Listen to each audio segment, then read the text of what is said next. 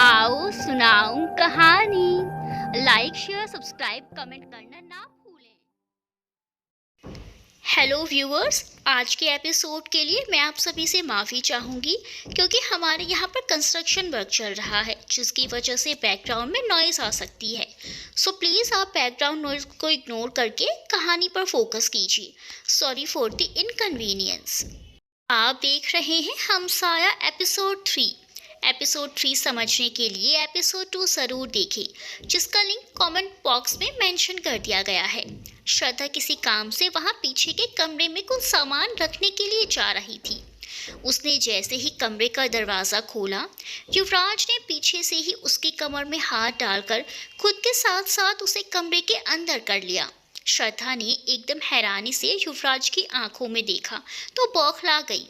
युवराज भी उसकी तरफ देख रहे थे, पर जो गुस्सा उनकी आंखों में था वो श्रद्धा की आंखों में देखकर ही कहीं गायब हो गया। दोनों एक दूसरे के बहुत करीब थे। युवराज उसको देखकर एक पल के लिए कहीं खो से गए थे, पर जल्द ही खुद को संभाल कर फिर गुस्से से बोले, अभी उतारो। श्रद्धा तो पहले ही हैरानी से उनको देख रही थी, उनके चेहरे के भाव समझने की कोशिश कर रही थी, क्योंकि उसने तो सपने में भी नहीं सोचा था कि युवराज जी उसके साथ ऐसा कुछ भी कर सकते हैं। ऊपर से उनकी बात सुनकर तो उसके होश ही उड़ गए। उसकी तो सांस ही गले में अटक गई। युवराज गुस्से से उसकी कमर पर और भी दबाव बनाते हुए बोले, सुनाई नहीं दिया? मैंने कहा अभी के अभी उतारो। उसके गले से आवाज निकलना मुश्किल हो रही थी। डर और घबराहट से उसके माथे पर पसीने की बूंदें चमकने लगी, पर युवराज की बात सुनकर उसे गुस्सा भी आ रहा था। वो अपनी सारी हिम्मत इकट्ठी करके एक ही सांस में बोल गई, देखिए आप गलत समझ रहे हैं, हम ऐसे लड़के नहीं हैं। और अगर आपने उस होटल वाली बात की वजह से हमारे बारे में कोई राय बनाई है तो हम पहले भी कह चुके हैं कि हम उसे नहीं जानते थे। हम वहाँ सिर्फ आपसे माफ़ी मांगने आए थे। उससे हमारी कोई गलती नहीं थी, लेकिन आप तो हमारे बारे में गलत ही सोच सकते हैं बस। श्रद्धा की बात सुनकर युवराज को और भी ज़्यादा गुस्सा आ गया और वो भड़कते हुए बोले, मुझे तुमसे कोई मतलब नहीं कि तुम क्या और कैसे हो, और जो तुम्हारे पास नहीं है उसे चलाने की कोशिश मत किया करो। और मैं तुम्हें ये पायल उतारने के लिए कह रहा था, और अब अगर मुझे इसकी आवाज़ आई तो। बाकी की बात अधूरी छोड़कर श्रद्धा को एक झटके से वहीं छोड़कर बाहर निकल गए। श्रद्धा गिरते गिरते बची। वो वहीं सोफे पर बैठ खुद को नॉर्मल करने की कोशिश करने लगी। उसे कुछ समझ नहीं आ रहा था। जो भी हुआ वो उसके बारे में सोच रही थी और खुद से ही बड़बड़ाने लगी।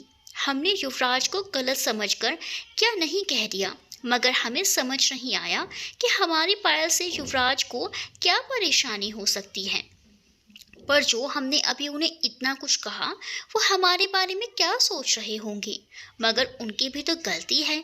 किसी भी लड़की से ऐसी बात की जाती है, और अगर कोई किसी लड़की से ऐसी बात करेगा तो वो ऐसे ही गलत समझेगी। इसमें हमारी क्या गलती?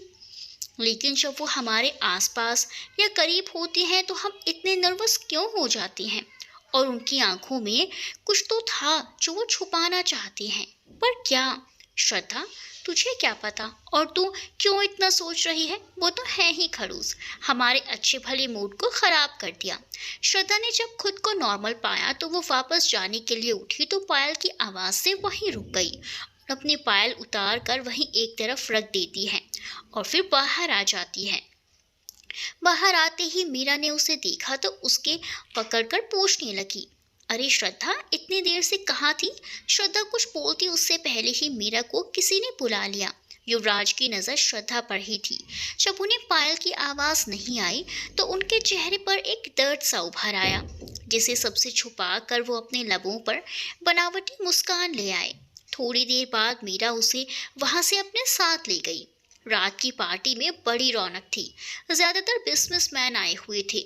कुछ तो संजय को जानते थे और कुछ युवराज के साथ काम करने के लिए एक मौका चाहते थे। उनमें से एक था अर्जुन राठी, सुभाष राठी का इकलौता बेटा।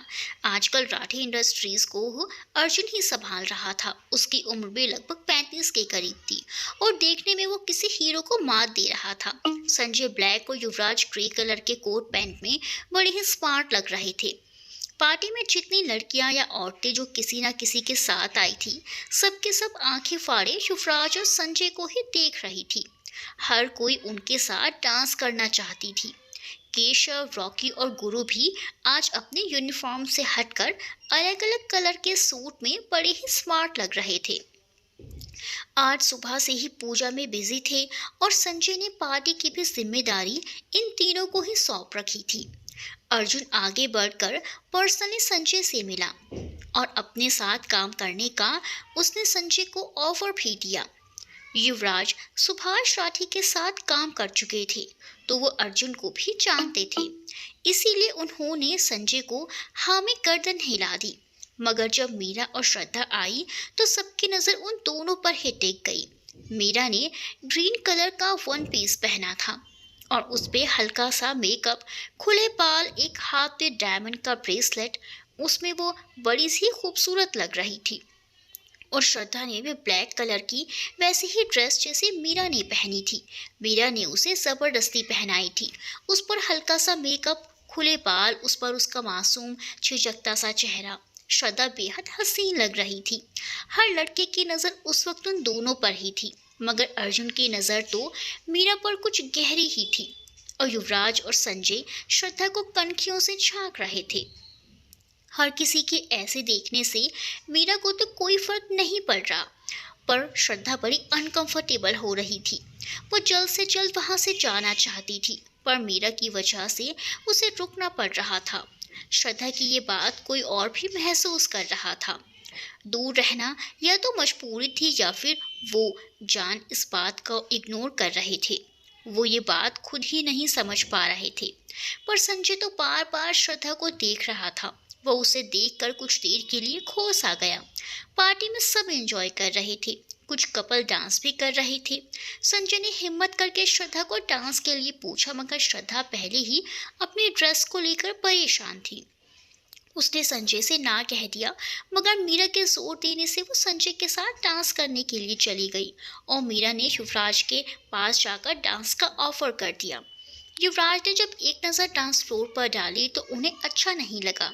संजय ने एक हाथ से श्रद्धा की कमर और एक हाथ से उसके पकड़ा हुआ था और दोनों काफी करीब थे, लेकिन श्रद्धा काफी असहज थी।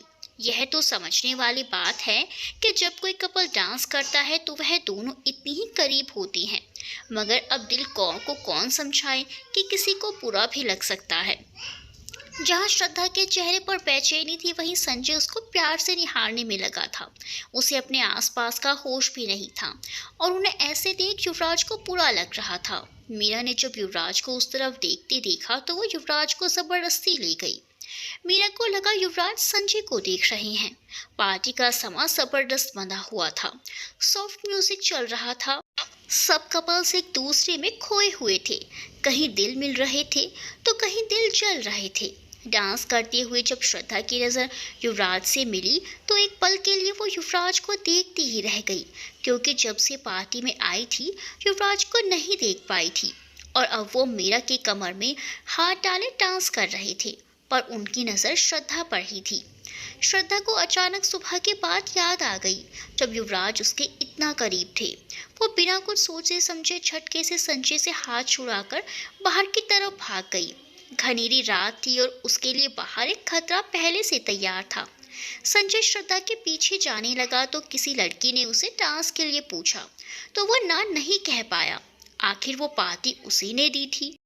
युवराज एक बार को मुड़े, श्रद्धा को हॉल से जाते देखा, पर फिर मीरा की चुटकी से इशारे से श्रद्धा से ध्यान हटाकर खुद को डांस में बिजी कर लिया।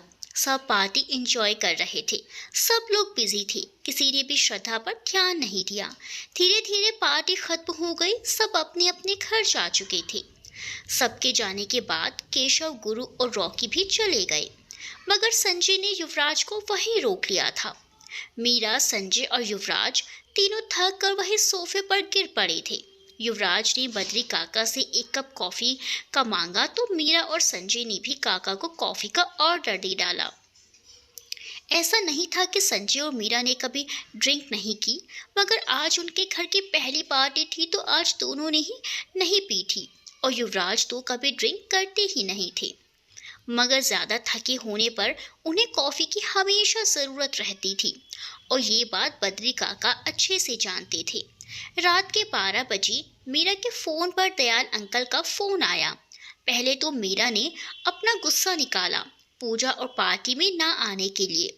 सॉरी बेटा, वो अब जब युवराज ऑफिस नहीं आए तो सारा काम किसी को तो देखना ही था ना, इसीलिए मैं नहीं आ पाया और शाम को काम की वजह से लेट हो गया और जब ऑफिस से निकला तो थक गया था तो नहीं आ पाया। पर श्रद्धा तो सुबह से तुम्हारे ही पास है। पर अब बहुत रात हो गई है, संजय बेटे को कहो उसे घर छोड़ देगा। जब तक वो आ ना जाए मुझे नींद नहीं आएगी। अंकल थैंक यू, अगर आज आप ऑफिस ना संभालते तो युवराज कभी नहीं आते। आज आपकी वजह से वो सारा दिन हमारे साथ थे। मीरा ने पूरा घर देख लिया पर श्रद्धा कहीं नहीं थी। वो भागते हुए संजय और युवराज के पास आई। उन दोनों ने मीरा को ऐसे बौखलाई देखा तो परेशान होकर पूछा कि क्या हुआ। मीरा रोते हुए बोली, भाई वो श्रद्धा कहीं नहीं है और उसका फोन भी नहीं लग रहा, पता नहीं कहाँ चली गई। पार्टी में हम दोनों साथ थे पर डांस के बाद वो दिखी नहीं और उसके बाद मुझे ध्यान नहीं रहा। जब सब चले गए तो मैंने सोचा वो घर चली गई होगी, पर अंकल का फोन आया था, वो अभी तक घर नहीं पहुंची है। युवराज को एकदम से डांस वाली बात याद आ गई। जब उन दोनों की नजरें मिलती ही वो हॉल से बाहर चली गई थी। युवराज परेशान तो हो चुके थे पर दिखाना नहीं चाहते थे और संजय तो ये सुनते ही परेशान हो गया। उसने एक बार फिर से पूरा घर देखने को कहा। संजय ने युवराज को खामोश देखा तो उन्हें जोर से हिलाते हुए बोला, युवराज तू यहाँ खामोश होकर क्या देख रहा है। युवराज अपने गुस्से को दबाते हुए बोले, मैंने तुझे पहले ही कहा था कि वो कुछ किए बिना कोई काम नहीं कर सकती और यह भी उसकी कोई शरारत ही होगी।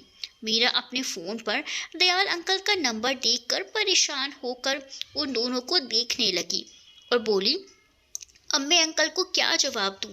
मैंने श्रद्धा की जिम्मेदारी अपने ऊपर ली थी। अभी अंकल को कुछ भी कहना सही नहीं होगा। वो उसे लेकर पहले ही परेशान रहते हैं। अभी किसी तरह उन्हें श्रद्धा को सुबह आने को कह दो, युवराज ने गंभीर लहजे में कहा। मीरा ने अंकल को तो कह दिया लेकिन तीनों फिर से पूरा घर देखने में लग गए। जब युवराज उस कमरे में गए तो उनके चेहरे पर दर्द उभर आया। उन्होंने अपना सर ऊपर की तरफ एक पल के लिए आंखें मूंदी और फिर नीचे देखा तो उन्हें श्रद्धा की पायल मिली। उन्होंने वो पायल उठाई तो आंखों में नमी उतर आई। उन्होंने पायल अपने कोट के अंदर वाली जेब पे डाल ली और जब बाहर आए तो देखा कि संजय और मीरा दोनों ही हॉल में थे। दोनों के चेहरे उतरे हुए थे। युवराज, हमने सब जगह देख लिया लेकिन वो कहीं भी नहीं है, पता नहीं किस हाल में होगी, संजय ने सोचते हुए कहा। अरे यार, ये बात तो मेरे दिमाग में ही नहीं आई। कौन सी बात? युवराज और मीरा ने एक साथ पूछा। अरे मैंने घर में और बाहर सीसीटीवी लगवाए थे। कम से कम उससे इतना तो पता चलेगा ही कि श्रद्धा घर से गई भी थी या नहीं, और अगर गई थी तो कब और किसके साथ। फुटेज देखकर तीनों का चेहरा सफेद पड़ गया। उसमें साफ नजर आ रहा था कि पार्टी के खत्म होने से पहले श्रद्धा घर से बाहर की ओर भागती हुई निकल रही थी। तभी गेट के बाहर ही 3 नकाबपोश उसे किसी रुमाल से बेहोश करके काले रंग की गाड़ी में डालकर ले गए। इसका मतलब साफ था कि श्रद्धा किडनैप हो चुकी है। मगर संजय को तो समझ ही नहीं आ रहा था कि थोड़ी देर में क्या हो गया। थोड़ी देर पहले श्रद्धा उसके आगोश में थी। वो उसे देखकर अपने बेचैन दिल को सुकून दे रहा था। अब कुछ ही देर में उसका सुकून कहाँ है ये कोई नहीं जानता था। फुटेज देखने के बाद से ही संजय जिस जगह बैठा था वहीं बैठा रह गया। उसे कुछ सुनाई भी नहीं दे रहा था। युवराज ने मीरा से पूछा, उसकी कोई सहेली जिसे कुछ पता हो या कोई ऐसी जिस पर शक हो या कोई ऐसा कुछ उसने तुम्हें बताया हो। वो यहाँ कुछ ही दिनों से है। यहाँ हम सबके अलावा किसी को जानती नहीं और वो इतनी प्यारी है कि किसी की क्या दुश्मनी हो सकती है उससे। मीरा ने उलझते लहजे में कहा। उसकी किसी से दुश्मनी नहीं हो सकती, लेकिन दयाल अंकल का कोई दुश्मन हो, पर तुम दोनों में से अभी कोई भी अंकल को कोई कुछ नहीं बताएगा, युवराज ने सख्त लहजे में कहा। लेकिन मीरा ने कुछ कहना चाहा। मैं कह रहा हूं ना, मैं उसे अपने साथ लेकर ही आऊंगा। युवराज ने फोन निकाला, नंबर डायल किया। और बाहर निकलने लगी कि संजय भागते हुए आया। युवी, मैं भी साथ चलूंगा, वो मेरी भी दोस्त है। वो जो कोई भी है मैं उसे नहीं छोड़ूंगा और इस वक्त मीरा को तेरी ज़रूरत है, तो फिक्र मत कर, मुझ पर यकीन रख, युवराज ने उसे तसल्ली दी और कहकर जल्दी से बाहर निकल गए, क्योंकि अगर थोड़ी देर और वहां रुकते तो उनके अंदर का गुस्सा किस रूप में बाहर आता, ये तो वो खुद भी नहीं जानते थे। और थोड़ी देर बाद युवराज, गुरु, केशव, रॉकी सब बीच के किनारे पर खड़े थे। एक फोन आया और सब वहां से निकल गए। किसी ने भी एक दूसरे से कोई बात नहीं की। श्रद्धा की किडनैपिंग से हर कोई सख्ते में था और दुखी भी। श्रद्धा थी ही ऐसी, जो उसे जानता था वो उसे पसंद करने लगता था, लेकिन युवराज के चेहरे पर कोई भाव नहीं था। गाड़ी एक पुरानी बंद फैक्ट्री के बाहर रुकी। युवराज की गाड़ी के पीछे केशव, रॉकी, गुरु दूसरी गाड़ी में थे और उनके पीछे पुलिस की गाड़ी थी। गाड़ी रुकते ही सब बाहर निकले। इंस्पेक्टर शिंदे ने युवराज और बाकियों को बाहर ही रहने को कहा और खुद अंदर चले गए, लेकिन युवराज ने उसकी एक ना सुनी। वो आगे आगे बढ़े, लेकिन वहां कोई भी नहीं था। सारी तलाशी ली गई पर वहां कोई नहीं मिला। वहां कोने में एक कमरा था। रॉकी की आवाज से युवराज वहां आए तो देखा तो बाहर से ताला लगा हुआ था। युवराज ने रॉकी की तरफ देखा तो उसने ताला तोड़ दिया। युवराज अंदर गए तो उनके पैर जहां थे वहीं रुक गए। श्रद्धा जमीन पर बदहवास पड़ी थी। उसके हाथ और पैर बंधे हुए थे, मुंह कपड़े से बांध रखा था। शरीर का ऐसा कोई हिस्सा नहीं था जिस पर घाव नहीं था। बाल बिखरे हुए और उसकी ड्रेस कई जगह से फटी हुई थी। उसकी हालत इतनी खराब लग रही थी कि कोई भी देखता तो डर से कांप जाता। युवराज ने आगे बढ़कर अपना कोट उस पर डालकर उसे अपनी गोद में उठा लिया। युवराज के साथ उस कमरे में सिर्फ रॉकी था। श्रद्धा की हालत देखकर वो भी कांप गया। युवराज श्रद्धा को गाड़ी में पिछली सीट पर अपने घुटनों पर लिटाकर बैठ गए। रॉकी भागकर ड्राइविंग सीट पर बैठ गया और जब केशव भी आने लगा तो युवराज ने नजरों से उसे मना कर दिया। केशव कुछ कहने वाला था, पर जब उसने युवराज की आंखें देखी और उनका चेहरा देखा तो कब से भावहीन था, मगर अब उनके चेहरे और आंखों में बहुत कुछ था। उसने कुछ ना कहना ही बेहतर समझा और रॉकी गाड़ी सिटी हॉस्पिटल ले आया। वहां युवराज के पहुंचते ही डॉक्टर्स की पूरी टीम हाजिर हो गई। श्रद्धा को तुरंत इमरजेंसी वार्ड में शिफ्ट किया। उसको बेस्ट ट्रीटमेंट दिया जा रहा था। खबर मिलती ही मीरा और संजय भी वहां पहुंच गए। रॉकी खुद जाकर दयाल अंकल को ले आया। हॉस्पिटल पहुंचकर अंकल को संजय ने सारी बात बताई और अपनी लापरवाही की माफ़ी मांगी, लेकिन युवराज ने अभी भी किसी से भी एक लफ्ज़ नहीं कहा था और रॉकी की नज़र सिर्फ युवराज के ऊपर ही थी। वो समझने की कोशिश कर रहा था कि आखिर गाड़ी में उसने युवराज के चेहरे और आंखों में देखा था वो क्या था। आज से पहले युवराज को ऐसे कभी नहीं देखा। थोड़ी देर बाद डॉक्टर को बाहर आते देख सब डॉक्टर के पास भागे। दयाल अंकल रोते हुए बोले, डॉक्टर, मेरी बेटी कैसी है, हम मिल सकते हैं क्या? डॉक्टर, देखिए अब वो खतरे से बाहर है, लेकिन इस वक्त उन्हें काफ़ी चोट लगी है, जिसका ज़्यादा असर उनके दिल और दिमाग पर है। वैसे तो जल्दी ठीक हो जाएंगी, पर उनके मन पर इस सब का क्या असर होगा ये उनके होश पे आने पर ही पता चलेगा। लेकिन डॉक्टर साहब, क्या वो पहले की तरह तो हो जाएगी ना? दयाल अंकल ने रुआंसे लहजे में पूछा। डॉक्टर जी, उन्हें थोड़ा वक्त दीजिए, उन्हें पहले की तरह होने में वक्त लगेगा। हम श्रद्धा से मिल सकते हैं? अंकल ने पूछा। आप सभी उनसे नहीं मिल सकते, अभी वो होश में नहीं है। सुबह तक उन्हें होश आ जाएगा तो आप सब सुबह ही मिल पाएंगे। डॉक्टर अपने कैबिन में गए तो युवराज पहले ही उनके कैबिन में बैठे थे। डॉक्टर ने सब कुछ उन्हें बताया। श्रद्धा ठीक है सुनकर युवराज वहां से बाहर चले आए। सुबह होने वाली थी। श्रद्धा के पास सिर्फ एक नर्स थी। दयाल अंकल और रॉकी वेटिंग एरिया में थे। पीरा की हालत देखकर संजय ने उसे घर भेज दिया। युवराज ने श्रद्धा के रूम का दरवाज़ा खोला तो नर्स कुछ कहने वाली थी कि युवराज को देखकर वो खामोश होकर वहां से बाहर चली गई। युवराज श्रद्धा के सिर के पास आकर बैठ तो गए, ना चाहते हुए भी श्रद्धा की हालत देखकर उनकी आंखें नम हो गई। उनकी आंखों के सामने उसके पहले दिन के टकराने से लेकर पार्टी के आखिरी वो लम्हे जिसमें उससे नजरें टकराई थी, एक करके चलचित्र के भांति घूमने लगे। चंचल सी मासूम लड़की आज इस हालत में। उनका हाथ उसके सर पर चला गया। श्रद्धा, आज उनके लबों ने पहली बार उसका नाम पुकारा, वो भी इतनी दर्द भरी आवाज में। उनके चेहरे पर दुनिया जहां का दर्द एक साथ सिमट आया। उन्होंने उसका हाथ अपने हाथों में लिया। आज तुम्हारे साथ ऐसा क्यों हुआ, इसका पता मैं लगा कर रहूंगा, और आगे से कोई चीज तुम तक नहीं पहुंच पाएगी। यहाँ तक कि अगर हवा भी तुम्हें छूकर गुजरेगी तो वो मुझसे होकर जाएगी। अब से मैं तुम्हारा साया बनकर हर पल हर लम्हा तुम्हारे साथ रहूंगा, और जिस किसी ने भी तुम्हें इस हाल में पहुंचाया है उसे एक एक जख्म का हिसाब देना पड़ेगा। नर्स आई तो युवराज वहां से बाहर निकल गए। बाहर निकलकर केशव को फोन लगाया।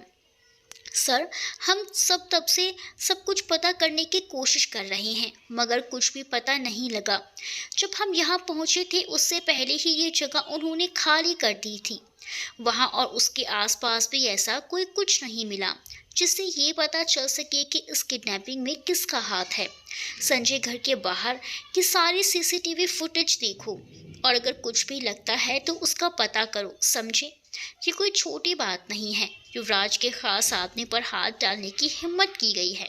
यस सर, मैं और गुरु हम दोनों संजय भाई के घर के लिए निकलती हैं। जैसे भी हो हम उसे छोड़ेंगे नहीं, सर आप फिक्र ना करें। युवराज वहां से सीधा हॉस्पिटल के टेरेस पर चले गए। खुले आसमान में निकले अधूरे चांद को निहारने लगे।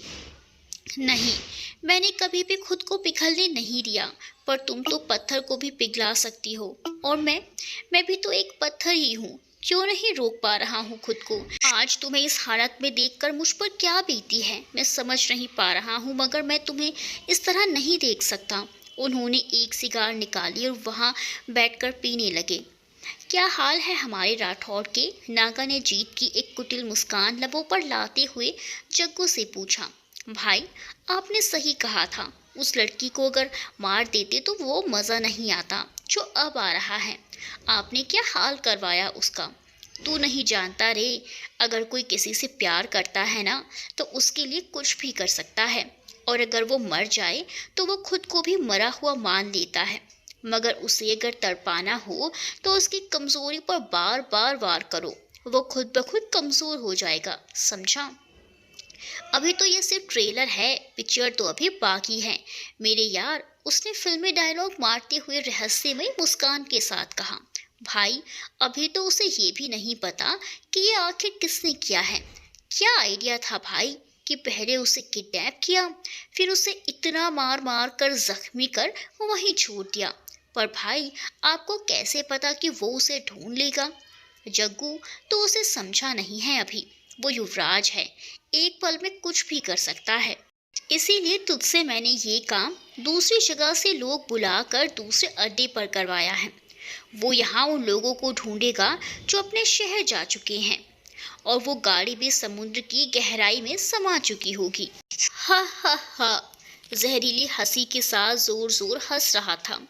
जग्गू भी उसका साथ दे रहा था। बस हमें ये ध्यान रखना है, युवराज का ध्यान हम पर नहीं जाना चाहिए जब तक मैं ना चाहूं, नागा ने दांत भींचते हुए कहा।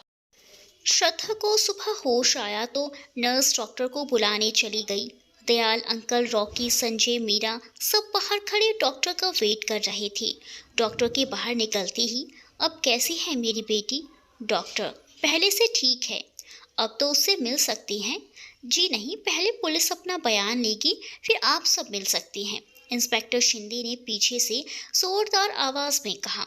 रॉकी ने युवराज को फोन कर सब बता दिया।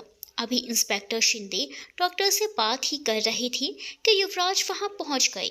इंस्पेक्टर शिंदे युवराज को देखकर, देखिए सर, हमें पहले उनसे पूछताछ करनी होगी, तभी हम किसी को पकड़ पाएंगे, क्योंकि अभी तक हमें कोई क्ल्यू नहीं मिला है, सिवाय इस बात के कि वो 3 लोग थे और नकाबपोश होने की वजह से उनकी कोई पहचान नहीं, और वो संजय के घर के बाहर ही नहीं, दयाल अंकल के घर के बाहर भी थे कल सुबह से। ये बात सुनकर सब हैरान थे। अंकल युवराज के सामने हाथ जोड़कर आंखों में पानी लिए बोले, युवराज, पता नहीं मेरी हंसती खेलती बेटी को किसकी नज़र लग गई। मेरी मासूम सी बच्ची का क्या हाल कर दिया। युवराज ने अंकल के हाथ पकड़े और उन्हें अपने सीने से लगा लिया। इंस्पेक्टर शिंदे को इशारे से अंदर जाने के लिए कहा और फिर खुद भी उनके पीछे चले गए। अंदर श्रद्धा खामोशी से लेटी अपनी आंखों से एकटक छत को देख रही थी। इंस्पेक्टर शिंदे श्रद्धा के पास जाकर बोले, हेलो मिस श्रद्धा, अब आपकी तबीयत कैसी है? उसने कोई रिएक्शन नहीं दिया। इंस्पेक्टर ने फिर कहा, देखिए मिस श्रद्धा, हम सब आपकी हालत समझ सकते हैं, पर अगर आप हमारा साथ नहीं देंगी तो हम उन दरिंदों को कैसे ढूंढ पाएंगे जिन्होंने आपको इस हालत में पहुंचाया है। वो अभी भी उसी तरह छत को देख रही थी। उसका कोई भी रिएक्शन ना मिलने पर इंस्पेक्टर को थोड़ा अजीब लगा, तो उन्होंने उसके कंधे पर हाथ रख दिया। हाथ रखने से श्रद्धा ने एकदम चीखना शुरू कर दिया। उसकी आवाज़ सुनकर बाहर से सभी लोग अंदर आ गए। अंकल ने उसे अपने सीने से लगा लिया। नर्स भागकर डॉक्टर को बुला लाई और युवराज वहां से निकल जल्दी से अपनी गाड़ी निकालकर कहीं चले गए। डॉक्टर ने श्रद्धा को नींद का इंजेक्शन दिया और सबको रूम से बाहर जाने को कहा। अंकल जी रोते हुए बोले, डॉक्टर, मेरी बेटी, मैंने आपसे पहले ही कहा था कि इन सब चीज़ों का बड़ा गहरा असर होता है। लड़की पर उन्हें इस वक्त प्यार और भरोसे की ज़रूरत है। वो धीरे धीरे ठीक हो जाएंगी, बस अभी सदमे में है, इसीलिए अभी उनके पास सिर्फ उनके खास और अपने ही जाएं तो बेहतर होगा, क्योंकि उनके शरीर से ज़्यादा उनके मन पर चोट आई है। अंकल और मीरा दोनों अंदर उसके पास चले गए, पर रॉकी वहीं खड़ा रहा और संजय वहीं रूम के बाहर कुर्सी पर बैठ गया।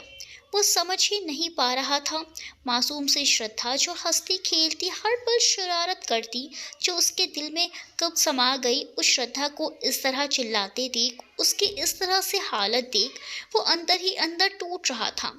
डॉक्टर ने इंस्पेक्टर से कहा, देखिए, अभी इस समय श्रद्धा जी बयान देने के हालात में नहीं है। इस वक्त उनके दिमाग पर ज़्यादा जोर डालना ठीक नहीं होगा। बाकी आप समझदार हैं। इंस्पेक्टर शिंदे संजय और रॉकी से, ठीक है, आपको जब लगे कि श्रद्धा जी बयान दे पाएंगी आप हमें फ़ोन कर दीजिएगा। बाकी हम तब तक अपनी तरफ से पूरी कोशिश करेंगे कि इन सब के पीछे जो कोई भी है जल्द से जल्द हमारी पकड़ में हो। आज श्रद्धा की हालत के लिए हर कोई सदमे में था। कुछ लोगों की गलत सोच का नतीजा मासूम लोगों को भरना पड़ता है, जो कि श्रद्धा भर रही थी बिना किसी कसूर के। आज युवराज भी खुद को रोक नहीं पाए, भले ही पूरी तरह से नहीं, पर जो असर आज उनके दिल पर हुआ वो कहाँ तक लेकर जाएगा ये तो वक्त ही बताएगा। संजय बेचारा, उसके दिल की बात दिल में ही रह गई।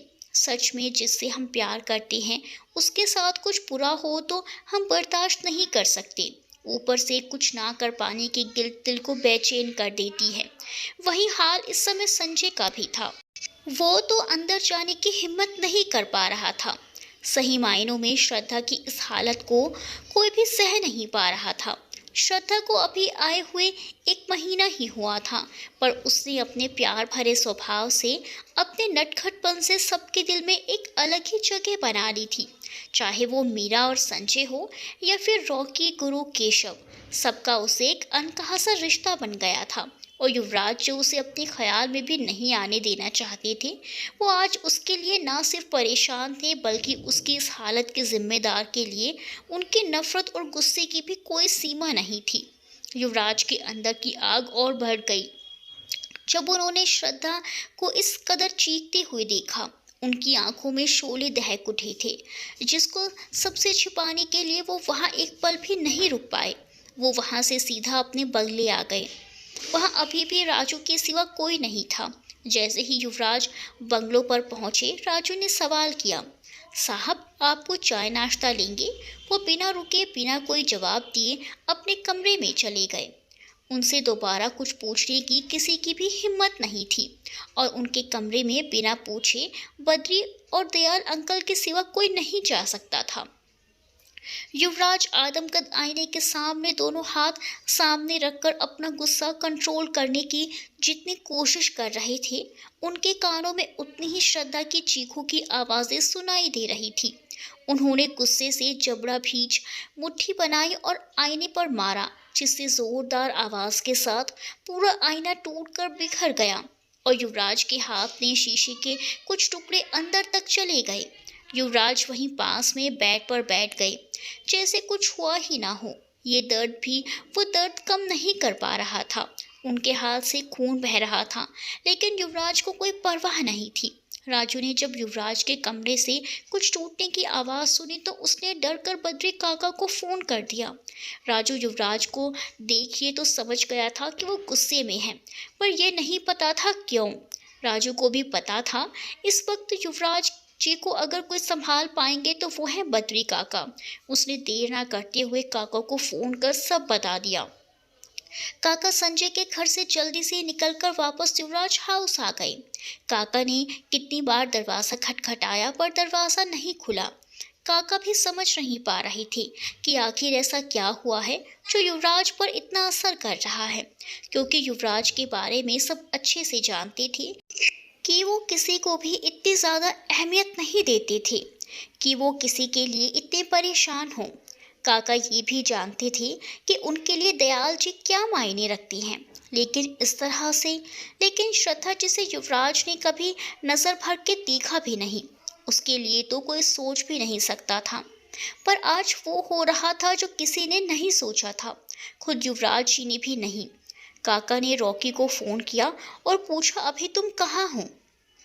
काका, इस वक्त में हॉस्पिटल में श्रद्धा के साथ में हूँ, कुछ काम था? बेटा, कुछ समझ नहीं आ रहा है। युवराज जब से आए हैं अपने कमरे से बाहर नहीं निकले। मैंने कितनी बार दरवाज़ा खटखटाया, उन्हें ऐसा क्या हुआ है और उनके कमरे से कुछ टूटने की भी आवाज़ आई है। दयाल जी ठीक तो हैं? और श्रद्धा? दयाल अंकल ठीक हैं और श्रद्धा की हालत भी पहले से ठीक है। काका, समझ तो हमें भी नहीं आ रहा कि जब से श्रद्धा उस हालत में मिली है, युवराज सर के बर्ताव कुछ अलग ही हो गया है। पर इस वक्त उनके दिल और दिमाग में क्या है, कुछ समझ नहीं आ रहा। पर लगता है जो भी है उसकी वजह कहीं ना कहीं श्रद्धा ही है। काका भी परेशान होकर बाहर बैठकर युवराज के बाहर आने का इंतज़ार करने लगे। रॉकी हॉस्पिटल से एक मिनट के लिए कहीं भी नहीं गया। बेटा, तुम थोड़ी देर के लिए घर चले जाओ, कल से ही तुम जाग रहे हो, अब थोड़ी देर आराम कर लो। दयाल अंकल ने रॉकी के कंधे पर हाथ रखते हुए कहा। मैं ठीक हूँ काका, जब मुझे ज़रूरत लगेगी तो मैं खुद ब खुद चला जाऊँगा, आप फिक्र मत करो। संजय भी रॉकी के कंधे पर हाथ रखकर बोला, यार, हम दोनों को तुमने घर भेज दिया था, अब हम हैं यहाँ, थोड़ी देर तुम रेस्ट कर लो फिर आ जाना। रॉकी जानता था कि वो यहाँ श्रद्धा की वजह से है, मगर एक वजह युवराज भी थे। उनको भरोसा था कि जब तक वो ना कहें, रॉकी श्रद्धा को अकेला नहीं छोड़ सकता, जो वो बिना युवराज के बोले ही समझ गया था। इन चारों का रिश्ता ही कुछ ऐसा था कि वो एक दूसरे की बातें भी बिना कहे अच्छे से समझ जाते थे। रॉकी, केशव, गुरु तीनों युवराज के लिए काम करते थे, मगर युवराज उनके लिए एक बड़े भाई से भी बढ़कर थे। युवराज ने बुरे वक्त में उन तीनों का साथ दिया था, जिससे तीनों उनकी इज्जत ही नहीं बल्कि एक बड़े भाई की तरह प्यार भी करते थे, और युवराज भी उन्हें छोटे भाइयों की तरह मानते थे। दयाल अंकल और संजय के जिद करने पर रॉकी जाने के लिए मान गया, पर जाते जाते एक मैसेज केशव को कर दिया। रॉकी के निकलते ही कुछ ही देर में केशव वहां पहुंच गया। केशव भी श्रद्धा को देखने गया। वो सो रही थी और मीरा उसके पास बैठी थी। श्रद्धा को देखकर केशव की भी आंखें नम हो गई, तो वो बाहर आ गया। बाहर अंकल और संजय बैठे थे। केशव, कुछ पता चला कि कौन है आखिर, क्या दुश्मनी है मेरी श्रद्धा से? अंकल, अभी तक ज़्यादा कुछ तो नहीं, सिर्फ इतना ही पता चला है कि वो उस दिन सुबह से ही श्रद्धा के पीछे थे। आपके घर से जब वो सुबह निकली तो रॉकी उसे लेने गया था, नहीं तो वो सुबह ही। केशव आगे की बात बोल ही नहीं पाया। सुबह ही क्या? अंकल ने फिर पूछा। लेकिन वो अंकल के सामने किडनैपिंग की बात दोहराकर उन्हें दुखी नहीं करना चाहता था, तो इसलिए उसने बात टाल दी। उसके बाद वो संजय भाई के घर के बाहर कुछ दूरी पर बैठे रहे और उस पुरानी फैक्ट्री से भी वो कब के निकल गए होंगे, क्योंकि वहाँ उनके होने का कोई सबूत नहीं मिला।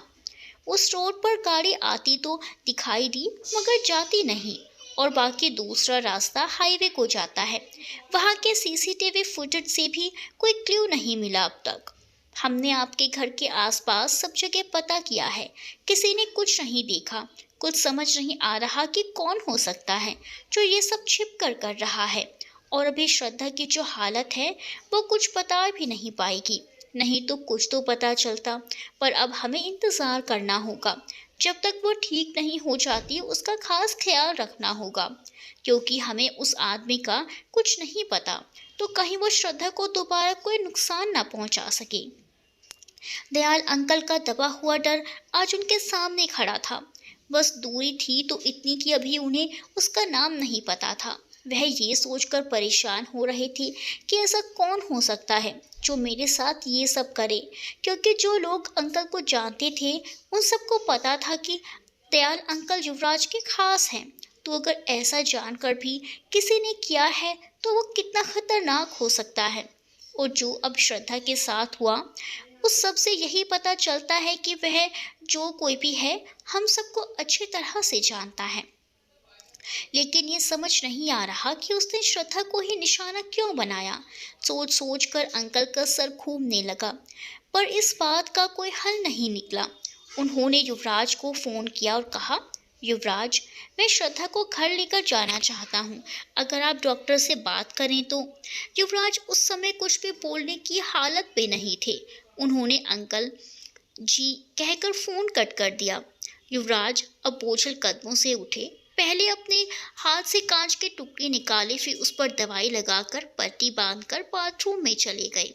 बद्री काका कब से उनका बाहर निकलने का इंतजार कर रहे थे।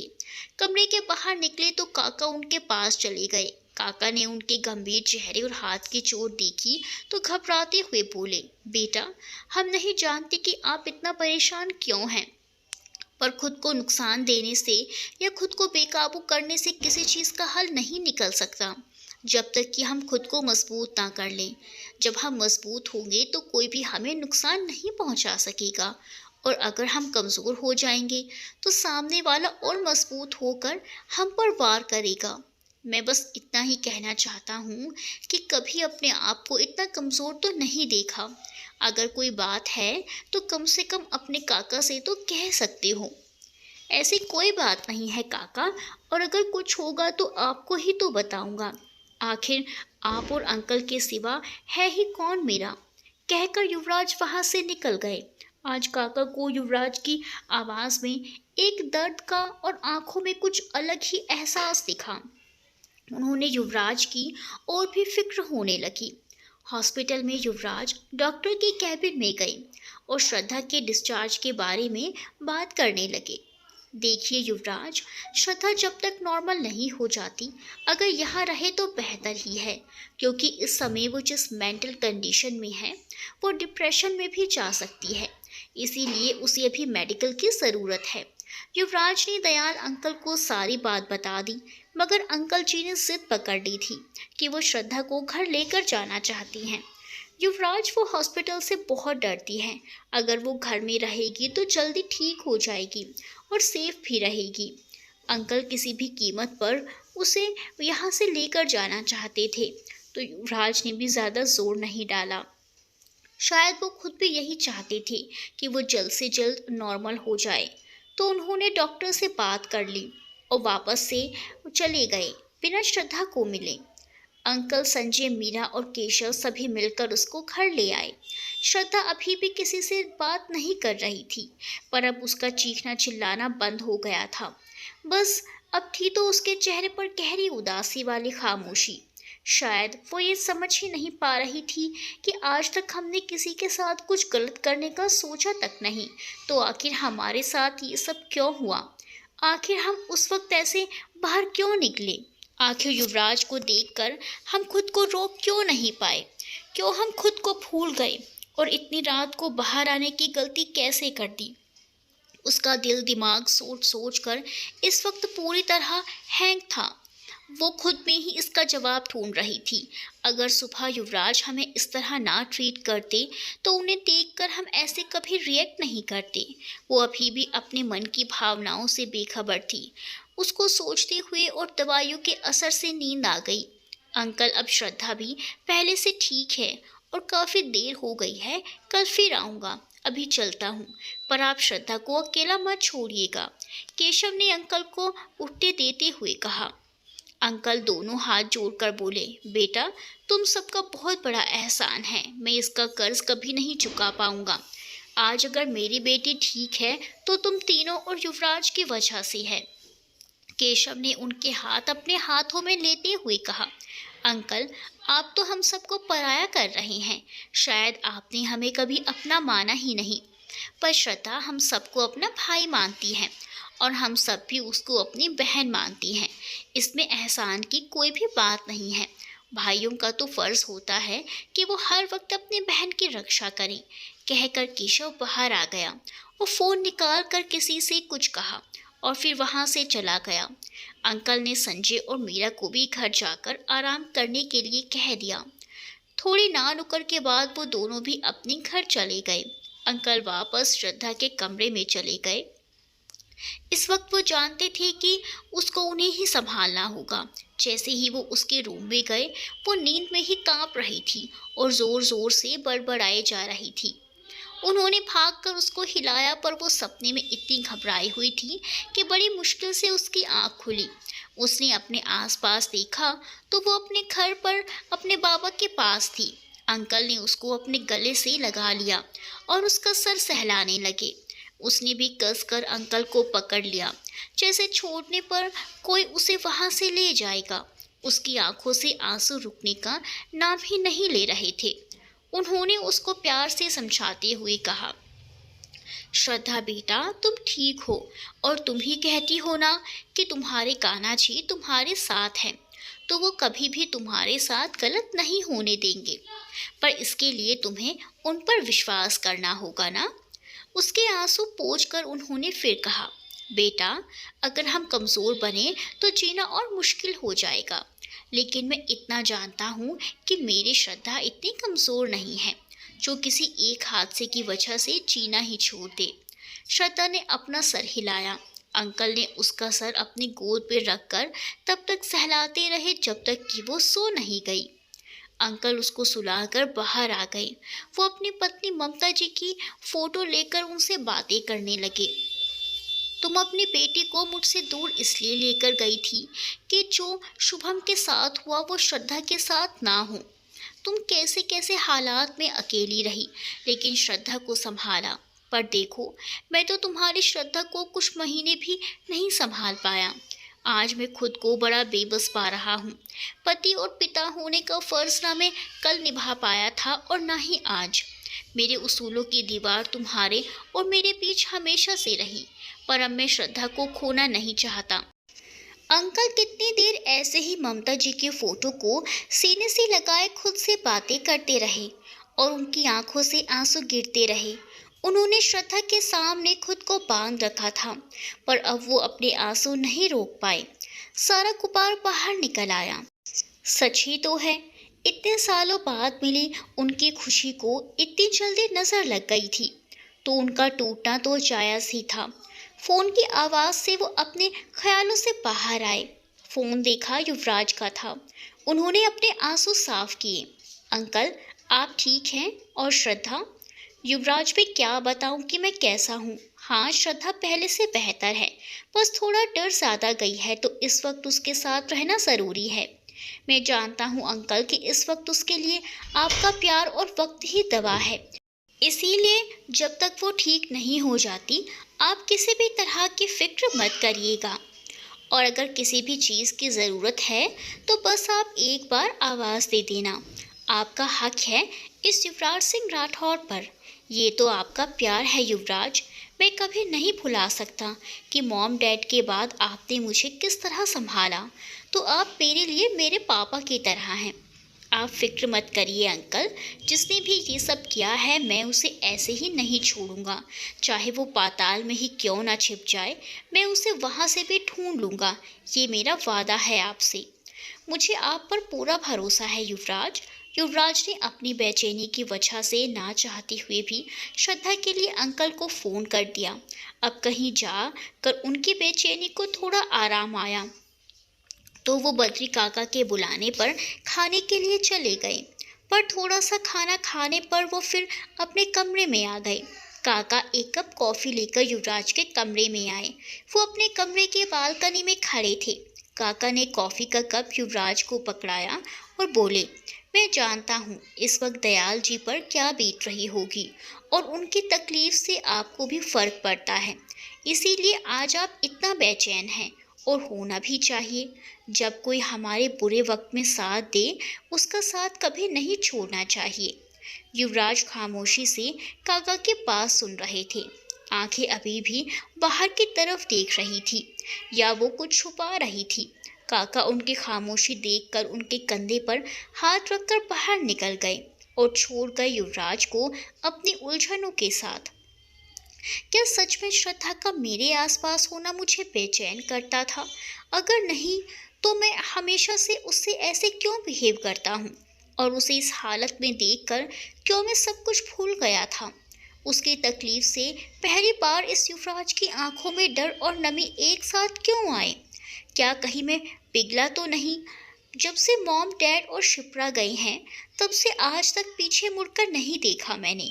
यहाँ तक मॉम डैड और शिप्रा के सिवा कभी खुद को कहीं कमज़ोर नहीं पाया, पर उसको इस हालत में देखकर क्यों कमज़ोर पड़ गया मैंने अपने दिल को कहीं भी लगने की इजाज़त नहीं दी।